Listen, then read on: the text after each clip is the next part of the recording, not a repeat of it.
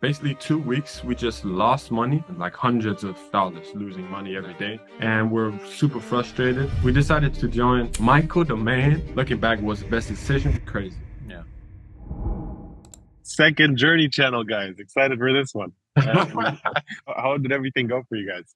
So far good, yeah. Before we joined your mentorship, we had this dropshipping journey. We started in February, and at first I started alone because my brother was still working, bringing in the money and stuff. Yeah, we started and tried to get as much knowledge as possible. And we just tried to get knowledge from like the free YouTube stuff. And you were like the main guy, you and Ecom King was like the people that we trusted basically. So that was like our head start, got the first store up and running. I mean, you could check out the channel. It was a trash product, oversaturated, didn't work, ran ads on it, lost money, horrible, just horrible. I did the store in 1 week. That's bro, it's terrible. But yeah, that's like kind of how we started off. The things just kept on getting better. Found a drop shipping product in organic. Mikey also ran that product. It was So you just stole it straight up from him. we just sold it, man. But we didn't know it was Mikey at first. Yeah. We saw the first success with that. Did 14K, 7K in profit. Yeah, from there on, we didn't find any products. It was like June. So we basically tried to keep on doing product research, but weren't successful. And then we found a YouTuber that kind of explained like a strategy on Facebook. And we did that and found two products that we ran. The first product didn't work, it was terrible. It was like a beauty product. And we lost 1K on that because we're like so dumb. Like literally, we bought a custom theme. We paid Fiverr influencers that we didn't even use the videos because we saw, okay, that product is way too high ticket. Yeah. But the other product is still up and running. Won't disclose it here because, man, it was kind of a banger and it's still performing really good. But the main thing that was the thing is that we didn't test as much as possible. So we had the product and we had like a few creatives that we tested. And from the get-go, everything just was moving straight and well. Had over 2 ROAS days and stuff, but things came crashing down in like kind of September-ish. And we did a lot of mistakes. We also considered like customizing the product, which was the worst mistake we could do. Being like beginners still, trying this Facebook stuff just from the start. Basically 2 weeks, we just lost money. I mean, losing money, like hundreds of dollars, losing money every day. And we're super frustrated. We thought like, okay, we gotta do something about that because this can't go on like that. We decided to join Michael, the man, before all that because we watch your videos. We always wanted to join. We saw Mikey, we saw the success there, and we thought like we got to join. Looking back, was the best decision because first off, we got roasted for doing way too less creatives. We were testing way too less. We had 8 creatives that we tested in 3 months. That was basically nothing. Literally nothing. Nothing. Yeah. And it was basically all God that kept giving us like good profits and stuff. So shout out. Since then, talked with a few coaches there, Patrick, Rasmus, and they helped us to bring up the product again. Had good days after that again and stuff. This was like the Facebook side and still running that product, as we said. Yeah, Michael basically told us to also do organic, which we at first didn't want to do because we thought like, okay, Facebook is working so well. We're like the experts. Let's do Facebook. But yeah, he convinced us to do organic. And that's basically what we're doing. We're running 3 products at the moment. One arrived today, start to film tomorrow and stuff. But yeah, that's how everything is going. Very first of all, like a couple of things I have to say. Number one is whenever you start testing things on Facebook and they actually do perform well, and the same exact type of thing happened to me, when you see success on Facebook, it feels like it's just going to continue forever. And Facebook is like the very first Facebook product, something where you basically think you already made it and that's it. But in reality, after testing the first thing on Facebook, you have a time period anywhere between 1 and like 4 months until things start to crash. And this is what you guys experience. And it's very obvious to me that it's just like ad fatigue and basically not optimizing the things. And like we can also later on talk about all the AOV stuff we did together as well. But I think the very, very first, like the fundamental is testing a shit ton of creatives. So how did testing creatives actually impact the Facebook things? Very much because we saw that a lot of competitors joined the market We had like a main competitor that was doing millions on his product. The CPC basically jumped up like so crazy. At the first beginning when we started, it was like at 50 cents, and now it's like average €2.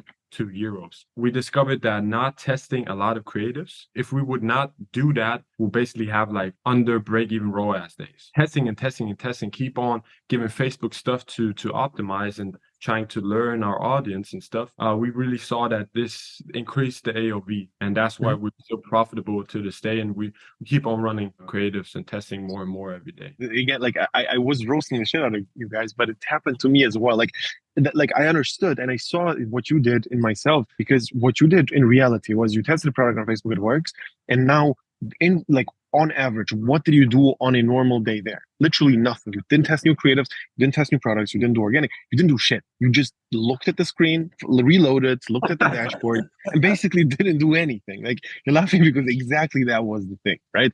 And the same thing happened to me. The same thing happened to basically everybody on Facebook.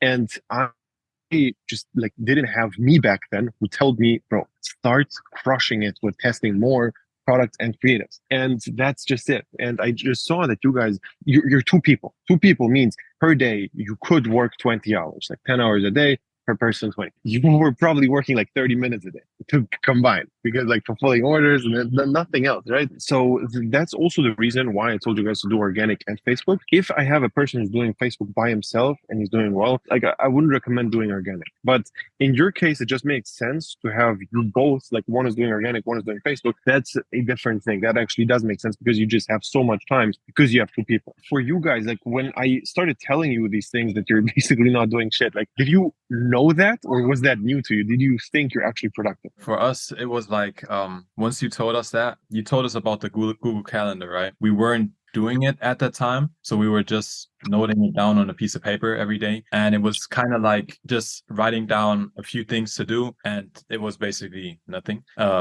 Blank, so to say. And then when we started with the Google Calendar, when you told us to test new creatives and stuff, we really saw how much time we wasted, because before we had so much time on our hand, and we're lazy. We can say we were lazy, but we had to have a person to tell us we're lazy because we didn't see it ourselves. So, and also what we did is we didn't structure the day or the set goals that we want to achieve that day to its relevance or to its importance. So we had like a bunch of stuff that were important but not most important, and we just put them like, oh yeah, we want to complete this and this and that. And at the end of the day, we completed the less important things over the most important things. So that's basically what was going on. It's a very normal thing to connect the money you make with how productive you are. And this is probably what happened to you guys, where you see like if every day a couple of $1,000s come in, everything's doing great. This means that we're doing something right. So we don't have to change anything and everything's good. But in reality, like there's a huge delay in impact. And you basically notice that after a while, after chilling for 2 months, or like pretending you're not chill, but in reality chill, like after 2 months, you basically start to realize, fuck, wait, it's going down, and I don't understand why. Because for, like 2 months ago, when I was not doing anything, it was working super good. Now I'm trying a bunch of things and it's still not working. Why? Because you didn't do shit for 2 months, and there's a crash because of that. So it's literally that where this delayed impact hits, and you don't even understand how it's connected. On a day-to-day basis, your results are not going to be impacted at all. Ever. It's just on a continuous basis. If you test creatives for 4 weeks straight, one of them is going to be good, and then that's going to be like impacting it. If you do average order value testing, that's like in the beginning where you guys, like I told you guys, and you're like, yeah, we tested it, didn't really work. And I was like, wait, what? Like, what do you mean you tested AOV and it didn't work? Like, it's a process, you know? So you cannot just test one offer and it doesn't work. And then like, let's get into that. How did all the AOV stuff change? A lot. We had our AOV was not too bad. We had it at 52. So the product, our competitor, our main competitor, had that product up at 47. yeah, so. And we were like thinking, oh, we are the super AOV guys. We push it up to 52. Man, we're doing everything right. But we had some things that Michael just again roasted us, having upsells that didn't really match the product itself. But yeah, after the recommendations and stuff, it picked up really crazy. Like we have AOV now of 64, like 63 average, which is crazy. It's still $10 of almost pure profit. And this is what adds up on the profit margin and not on the revenue. Most of the AOV optimization just adds to your profit. And obviously, like this is literally getting from like 10 to 20% or from 20 to 30% profit margins on the Facebook side because of ad spend. If you guys don't mind, maybe we can share the screen. So let's maybe select like a little bit of a bigger time frame. Okay.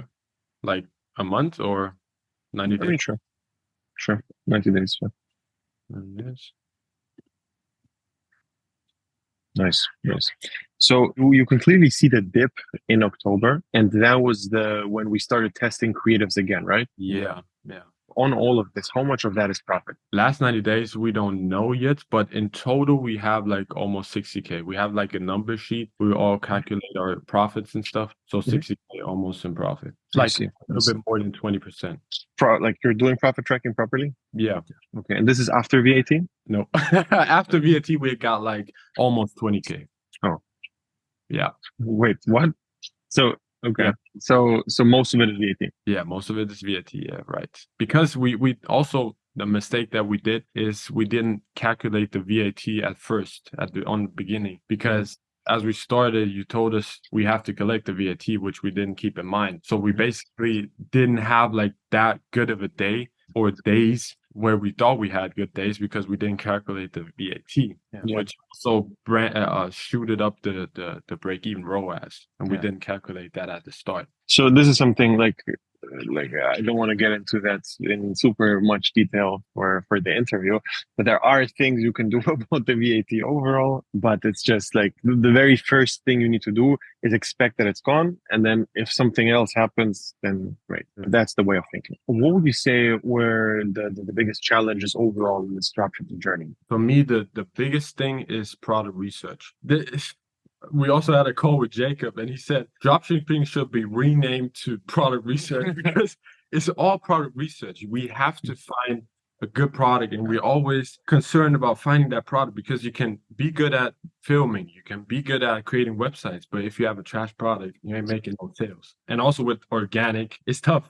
It's time consuming and it's nerve consuming. Yeah. Also, gotta have patience in organic. You gotta be scrolling for hours and not finding products or finding the same products the whole time. That's also a thing that we face. We're seeing the same products all the time. You just have to keep on going. So that's basically the product research is very, very tough, I would say. Also on the Facebook side, though. How are you guys splitting up your time in between organic and Facebook? Who's doing what, and what's the main priorities of you? So after you told us to both split up the time, so before it was like we were both kind of doing Facebook because we thought Facebook is a new thing and we're genius. But then when you told us, we basically split up the time into him doing Facebook more often and me doing organic only. And then when we found a few products, like we're running 3 right now, Dave is basically running the Facebook side a little bit, and then all the rest of the time is targeted to organic. So we're mainly focused on organic right now. And also,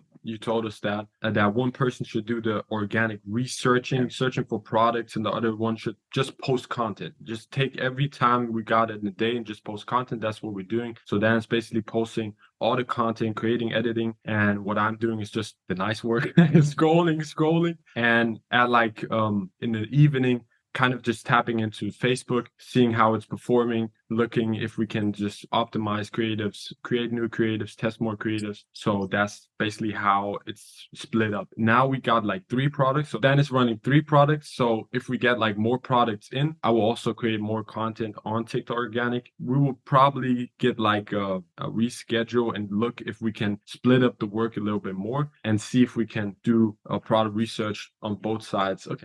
Yeah, but that's basically how we're structuring the day. And it's working. I see. Okay. Back then, when you said you started noting down the things you actually are doing, and then all of a sudden you saw that you're unproductive and you basically don't get shit done. Like this is one of those things which is probably the biggest game changer overall. Like understanding your time and truly understanding what you're doing throughout the day. How would you say that the calendar genuinely impact your your day-to-day life. And also, you need to emphasize to people who are not doing it how important it is. Because I'm telling everybody all the time, but it also has to come from other people who tried it. And yeah. The best thing about the calendar is that you have it on your phone or you have it on your laptop or whatever. And that's basically what you have around you the whole time. So if you write it down on a piece of paper, it might get lost somehow or whatever the case may be. On the phone, it's always by your side. Then another thing with the Google Calendar is that you can write down the specific times in which you do certain sessions. When you write down the sessions you want to take, let's say you want to do product research, the crazy thing about it is, like you told us, don't just write down product research. Write maybe a specific goal. You want to find one product. You want to search on one phone for 15 minutes, and then the next phone you want to search for 15 minutes as well. You got to be specific. And also with maybe filming products. If you have a product on hand and you want to film a content to that product, you should write down what you really want to do in that session. And that's basically what's really good about Google Calendar. You can be specific and you can be honest to yourself. And you can also track because you can insert a few colors and you can pick like red for if you didn't do the task or green if you did the task. And you can self-reflect on yourself after the day has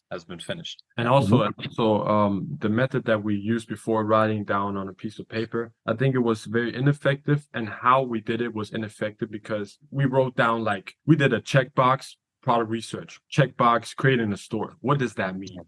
Now we're more structured. We have like, what we're doing is, okay, from 1 to 2 p.m. I will do product research, 2 sessions, because we'll also do breaks. We have like 23-minute sessions. We do like a few minute break and then we get back to it. We see that we're more productive and that we're more focused and that we're finding more stuff. Like I put myself, okay, in 2 sessions, I want to find 1 or 2 products. Sometimes it's For You page is trash, but at least I can hold myself accountable to that number.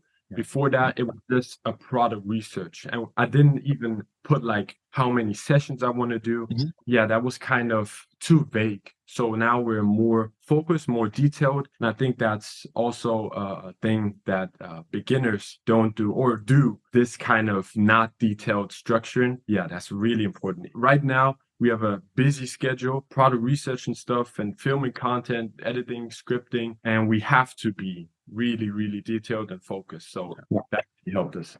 It's just overall, it's very important to have action-based goals where you basically tell yourself, okay, the thing I have to do today is find X amount of products, film X amount of products, edit X amount of products, do this on Facebook, do this, do that, do that. And then basically you have a very clear task before you even wake up. You already, like when you wake up, you already know what to do. That's what you wrote down in the day before that. And if you do this properly, it's very similar to having like a set appointment. We all know this like feeling when you have like, for example, a doctor's appointment. You're probably going to show up on time and you're going to do it, and there's no question about it. But with dropshipping, it's a thing where nobody will hold you accountable if you don't do it. So you just don't do it. It's way more difficult to actually keep doing the things because it's your own business. That's why jobs are so much easier, where a person tells you what to do and then you just do it, and that's it. With your own business, you have to make decisions and you have to plan the day. You have to do all of that for yourself. So this is how we go around this with this calendar structure. Just understanding what's important and what's unimportant, having the priorities in place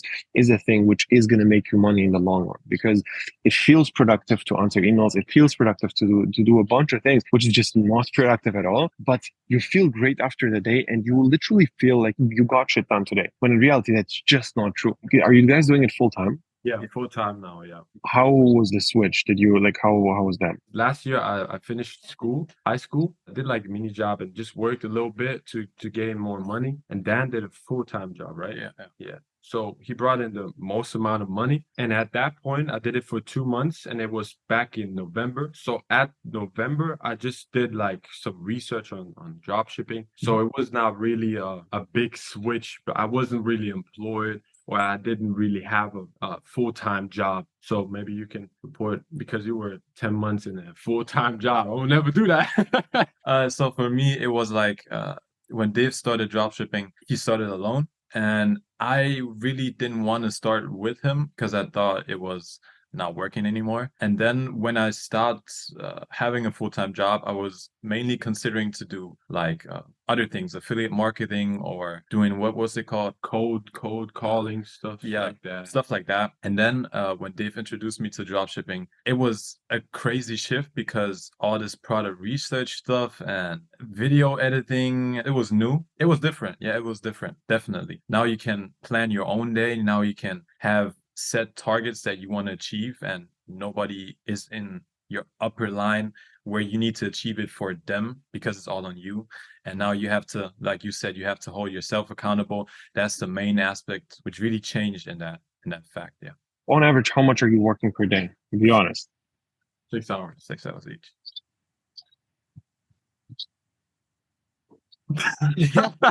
Yep. Why? Why though? You know, we got parents, and sometimes they just trying to holler at us and, hey, can you help us with this and help us with that? And sometimes we just have to help, and then some things just end up turning into hours. And that's where the calendar comes into play, which is really handy, because then you can really say, yeah, you got something to do, and you have set appointments, basically. Yeah. But that's also a goal that we have, to make so much money that, not so much money, that's not a specific goal, but so much money that we can end up moving out and having our own place, that we can really focus and dial in on the work, because we think that's a little bit of a drawback. Even though parents are, we love them and stuff, we got to get it forward in the work.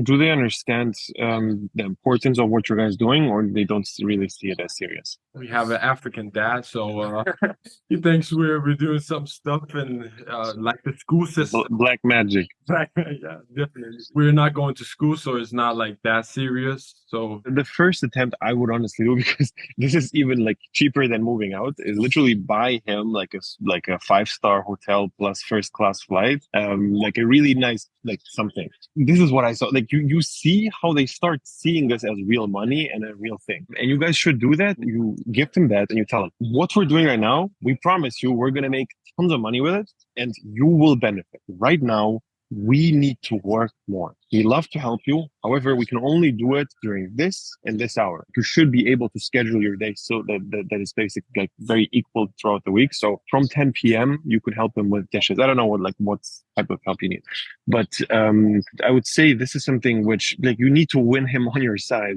and it's going to be much easier. That's nice. Yeah, try that out. Did you show him the numbers, and did you explain him that you're actually making money, or is it not? From the start of the year till, I would say, October. Yeah. Like 10 months in, we didn't show him nothing. We just died down. We went in ninja mode, and we just kept on, working, basically. And then it came to a point where we was running this Facebook and it was working well. Yeah, then we basically took our Shopify store out and bank account, and we showed him. How did he react? At first, he said, like, what is that? We said, oh, that's our Shopify dashboard. We making money. He's like, show me your bank account. And the problem, we didn't have the cash flow. We still had like money on hold on PayPal. So we just basically told him, yeah, here's some money. And then he's like, okay, I see you. Nice. Did you start buying things, or is it all in your bank account? Didn't spend anything? Basically, the only thing we bought for ourselves was 2 extra phones to film organic with, and a standing desk. Yeah. Oh, we bought him some shoes, some socks and stuff, because he works outside. It's very cold in Germany right now. He's not a guy that wants so many things for now. So we tried to get him, like, what do you want? He's like, I don't need stuff. I got some here, I got some there. The same thing as for me. You have to just buy it. You cannot ask them. Like they don't even know what they want. Like they just think they're super happy. They don't need anything. This is the same exact thing for my parents. I asked my dad, like, if you would have infinite money, what would you want? And he was like, I bought like a paintbrush so I can do more painting, so I don't really need anything at this point. And he's like, it's like $100, you know. So yeah, you just need to buy them things like from your side. But what are your main goals for, let's say, the next like year or two? So we have a goal this year, and we wanted to set like more specific goals the coming weeks for next year. This year's goal is 100K profit. So we got like a little bit more than 30 days to make 40K in profit. And that's our goal that we have to this year. But next year will be definitely more. We got more and higher goals. that we want to achieve, but we don't have specific goals yet, but they will probably come. You have action-based goals, like how many videos you want to post per day, how many Facebook products you want to test, etc. Actually, One sec. Yeah, we got like a we read this book, really highly recommend this, Think and Grow Rich. And one thing he said is 6 steps to success. You have to write down your goals, be specific, 100K, set a date. We set a date 31st, 12, blah blah, and then the price you have to pay. Yeah, and we got some action-based things like having a call with the man and stuff, Michael himself, and the other coaches, Pepe and Jacob and all them. And this is basically our plan, and that's how we are reaching that goal. So the numbers have to be clear. How many products do you want to test on organic? How many videos do you want to post per day for the next couple of months? How many creatives do you want to test on Facebook? How many products do you want to test on Facebook? How many split tests do you want to do? All these things. And so also you need to micromanage the goals you have, because even with the AOV we talked about, you increased it by $10, cool, but like we can get it to 70, and you're still losing money on every sale because it's not perfectly optimized. Imagine this: if you now would test 1,000 different split tests, do you think your AOV is going to be over 80? The answer is yes, because if you have the perfect combination, something is going to work better. So it's literally money you lose every single sale, $10, $20 you lose because it's not optimized. So that's one goal which you should have. The other one is the quality of the products on organic you test, then the amount of videos you post, and also the feedback you get. You want to get to a point where everything actually is good. If you constantly do mistakes over and over again, you need to write down the top mistakes you do and make sure that the goal is not doing any of the mistakes again. And then basically, like at some point, you're going to run out of mistakes. Like you cannot do, like if you had 200 revisions, it's impossible to do something wrong if you don't do the mistakes which you did previously, you know? So all these things need to be planned out perfectly, especially if you want to make 40K in the next 30 days. That's true. That's what we're gonna do for sure. What would you say to like somebody who's starting out, complete beginner? What's the main advice you would give? The main advice I would give is just to start. I got caught up in just doing months of research, searching videos on YouTube, free stuff, and not starting. I now remember I texted you on Instagram and you just told me, bro, just start. I was listening to all the excuses. Oh yeah, VAT, I gotta get a company and I have to do this. And you just said, you don't need that. Just start. And that was like the thing that I just took, and I was like, okay, I gotta start now. And I created my YouTube channel, said like, okay, I'm gonna just post that video. And the main advice is just to start. Everything else will follow. The main thing is just that you got your foot into the game and now you're inside, and now you got to keep yourself accountable. Also, that advice, search for partners. Maybe it's your brother, you got a brother or whatever, a friend that also wants to achieve that same goal, wants to go in that lane. Take that friend and use him as accountability partner. Now he can help.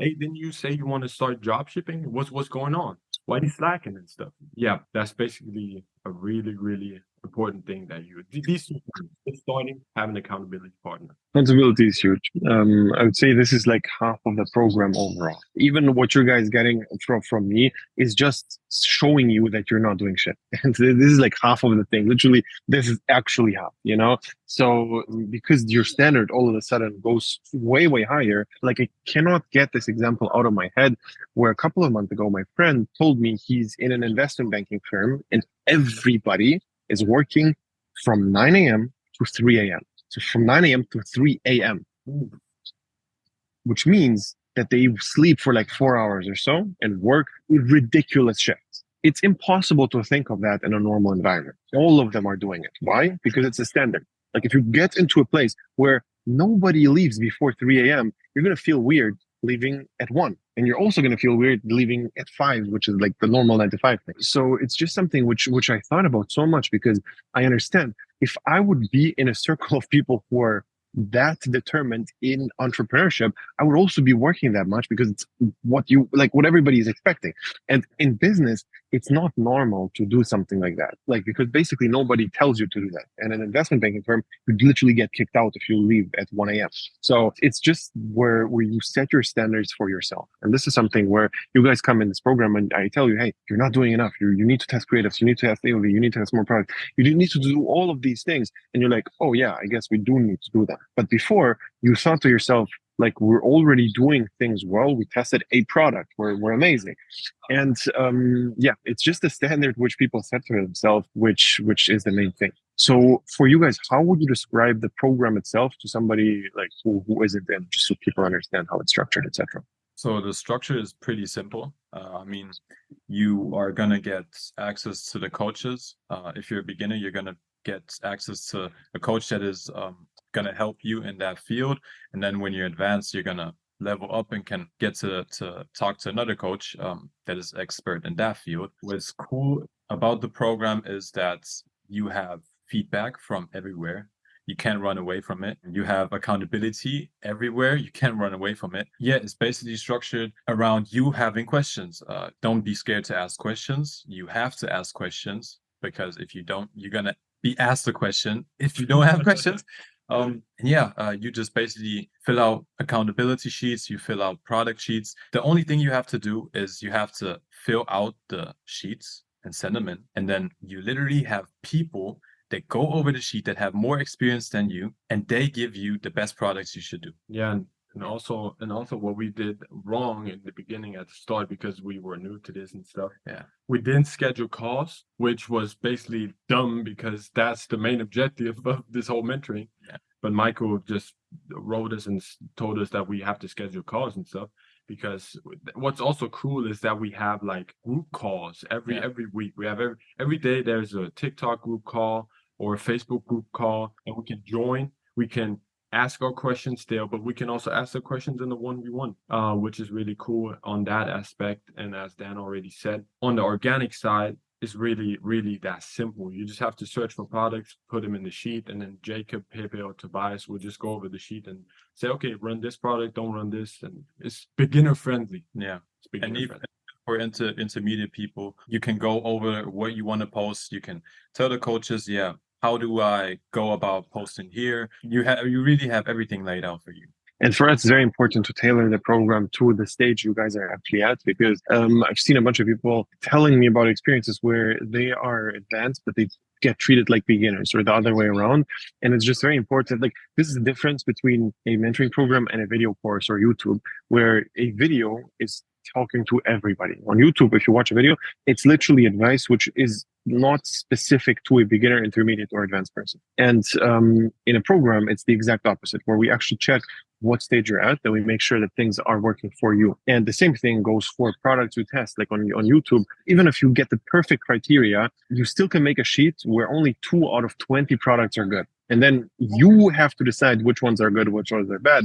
And you, like, because you put all the 20 and you thought that all of them are good, means that you're going to test shit. It can be super frustrating where you think you're doing the right thing, but you're just not. And this is where these feedback loops come in, where people look over your product sheets, people look over your videos, people look at your Facebook ad, make sure that your store is on point, the AOV, all of these things. So yeah, this is what the whole program is about. If you guys are interested in joining, you click the link below, sign up for a call. We're going to find out if it's a good fit. Do you guys have any questions to me? Oh yeah, one thing that I and we are dealing with right now is when we plan out our day and we structure our day, and something comes up, like we said, our parents need help, and this just disrupts or messes up the structure of the day. How do you deal with these disruptances, or how do you keep a clear mind? What do you do?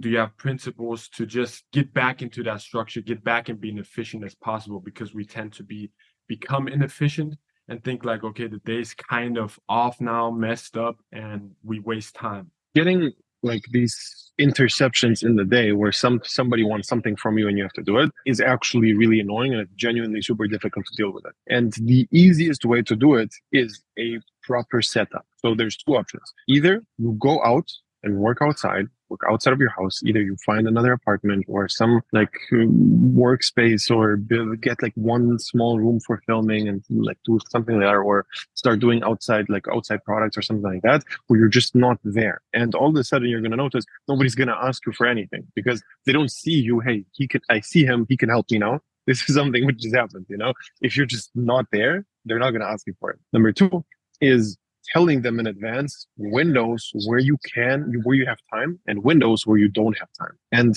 I don't know if you tried it or not. Like, you don't need to understand they are on your side. Overall, they want you to succeed in the long run, right? So if you explain them properly, look, for me personally, this is the most important thing I'm doing right now. I am doing it from this time to this time. I am not available there. After that, I will be available. Before that, I am available. I love to help you. And also on this day, I'm free the whole day. If you tell them very specific things, it's going to be much easier to get them to follow that, because maybe you just didn't explain it well enough. And then the last thing, as I said in the beginning, genuinely, I would say get them a vacation, 5-star hotel, everything way too nice, which they never saw ever before. And they're just going to be shocked. They're going to be like, what is going on here? Maybe the guys are actually onto something. Yeah, that's a good one. Thanks for that. Definitely try that out. What was the toughest moment you faced, like being an entrepreneur, and how did you bounce back from that tough moment? How did you deal with it? Yeah. Like, I had a bunch of difficult moments, but I think the most difficult one, where I basically lost all the money I made with Facebook. So we made like 600 something K or so, and it was great. Everything's cool, super high profit margins. Take the bank account, nothing's in there. I'm like, what the fuck is going on? And I realized I basically, for the last month, was losing $500 to $1,000 every single day on Facebook, because I was not doing profit tracking right, and I didn't even notice. And the problem was that my supplier was also super slow, and I didn't have to do order fulfillment every day. And I thought he's doing it from his side, but he just waited for me, and I didn't see the bank, like the numbers go down, and the bank account seemed full because I didn't pay for the supplier stuff yet. And then all of a sudden, it gives me an invoice for literally like everything in my bank account except for 2K, and I'm literally down to 2,000 euros. From all the money I made, everything gone. And the thing which saved me was a Facebook block, because I was losing like $500 to $1,000 a day, didn't notice it, and I got blocked on Facebook. And then it made me reset, and I looked at the numbers, and all of a sudden I realized, wait, I'm losing money. Thank God I had a Facebook block, because if it didn't block me, it would lose me even more money. I would be minus, And then I have 2K in my bank account, and then I also get a letter for taxes, because I didn't do proper profit tracking. I have to pay taxes on my profits, and I cannot prove that I only have 2K, because I actually did spend private stuff. I was dumb about the money. I basically didn't have the money to spend, and I genuinely didn't know what to do. Basically had talk to the accountant, ask them, when do I actually have to pay it? When, realistically, when will my bank account be frozen? That was the only question I had, because I understood, even back then, I understood that deadlines are a scam, and they are. Deadlines are not true. Even if you live in Germany, where everybody thinks that deadlines are the most important thing, it's just not. I do not care about deadlines ever, and nothing happens. One bank account gets frozen, I have another one. Who cares? But anyways, basically, at that point, I wanted to know how far I can push the tax thing without having any proper consequences. He told me it's gonna take some time. Right now, it's not that urgent, and we can pay it a little bit later. It's gonna take a couple of months. And then I just went all in. I was at the time, I was doing dumb shit in Barcelona, being a party promoter, and working for a club, and being dumb. So it took some time, but it was not that difficult to bounce back, because I already had the skill. I had the skill, and then I also had the pressure. And this is something which I kind of missed, because after starting to make money, like what you guys are seeing now, maybe in half a year or so, when you have good numbers in the bank account, you're not going to feel real pressure anymore, and it's going to feel pretty chill to do anything. It's not going to feel mandatory at all. And that's when I started slacking. And basically, when I saw the number in the bank account go to almost zero, I understood, okay, now I have to actually be very specific about everything, start to optimize all the small little details. And yeah, that's basically how it went. And everything went fine. It didn't take too long to make money again, but it was just very stressful. It was very, very stressful. But that was also the moment where I actually started to do 12-hour days for a couple of months, And that's something I didn't do before. Even before having the money, like before making any money, I didn't do 12-hour days, and I didn't really work like more than 10 hours a day. So yeah, I think that's the most stressful by far. Maybe just for a beginner that's just starting out with dropshipping, what kind of mindset would you say does he need to or she need to bring with into this business? If we simplify it, stick to one strategy and do until it works. That's it. Like you just do one thing until it works, no matter what, and that's it. That's the only actual mindset which has to be there. There's no trick. There's no nothing. Then yeah, I mean, we can end it here. I'm very excited to have you guys in, and let's see how things go in the next like half a year or so, how things progress. We're excited as well. Yeah. Next case study.